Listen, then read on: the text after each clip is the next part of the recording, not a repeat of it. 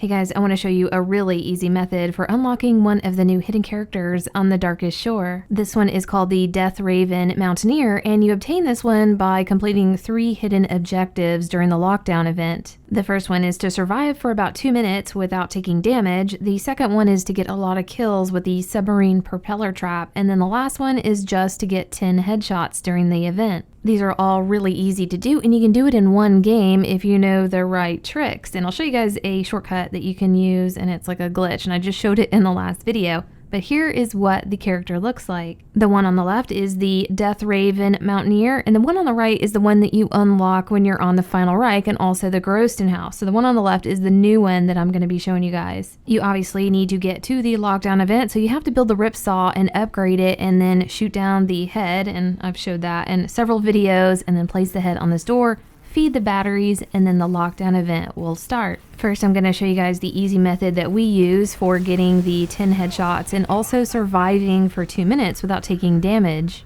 This event can be very hectic, but with the right strategy, it's really easy. So the first thing you can do is make sure that the minecart is not in this location. If the minecart is not parked here, those doors are going to be closed and no zombies will come from behind you right here. You can obviously go to the stairs for this, but we really like this spot right here, and for me it was just a lot easier to get the headshots from this location. I used the shell shock with the mod that is called the sustain zone. The shell shock obviously freezes the zombies that you hit the shell shock with, but the sustain zone will freeze any zombie that enters the area. So it was really easy to keep the zombies pushed back and frozen and then easily get headshots. And I used the STG, that was really great for the headshots. Obviously you can use any gun of your choice.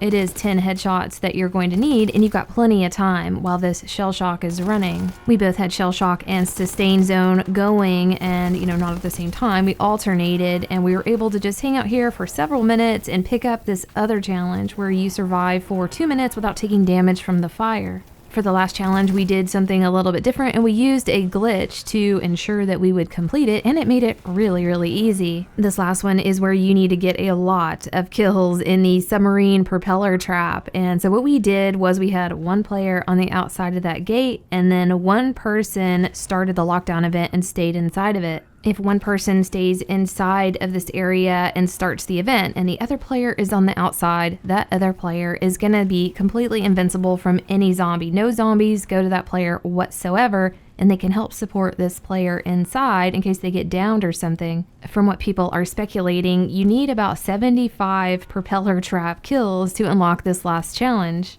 It's a lot of kills, but you don't need a lot of stuff to actually complete it and make it happen. We came in with a ton of consumables and all geared up, ready to go, but we didn't even need to use most of it. There's only 3 things that I recommend people have to make this incredibly easy, and that's to have the bacon and eggs, that's the pack-a-punch pistol, so both players need to have those. That is going to keep you alive. You don't need any kind of special mod. In fact, you don't really want to use any kind of ability. If you use shell shock, it's going to freeze the zombies, and you need those guys going to the trap. You don't really need the camouflage, and then the free fire is not very useful either. So in addition to the pack-a-punch pistols, you want both players to have the monkey bombs, and then at least one of you guys needs to have a max ammo consumable that you can just pop if you need it. I was able to get the monkey bombs out of the box within 3 hits, and that's very standard and to be expected. The second person may have to spend anywhere from 15 to 20,000 jolts to get the monkeys out for themselves as well. And I've seen that be pretty standard with any game that I play. It takes a lot for the second player to get them out. But if you want this to be really, really easy and you want to get it first try, I would recommend,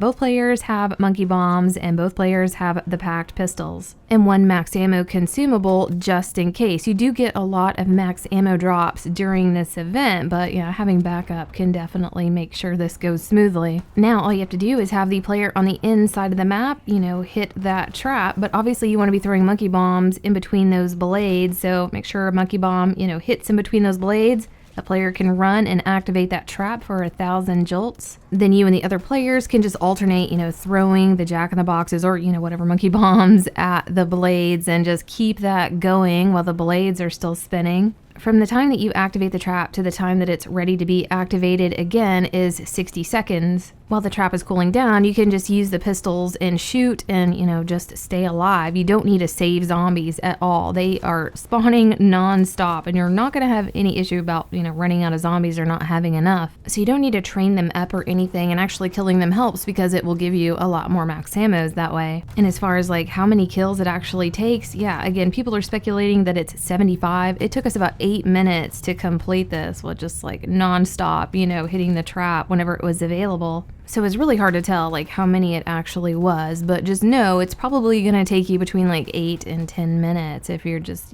going with the trap back to back and you've got a good horde of zombies going in there every time. When you actually do complete these challenges, everybody in the game is going to get it. Like for the 10 headshots, only one player has to get the headshots, and everybody in the game will get the challenge, even if they're like inside the area or outside the gate. But I hope this helped you guys out, and we'll see you next video.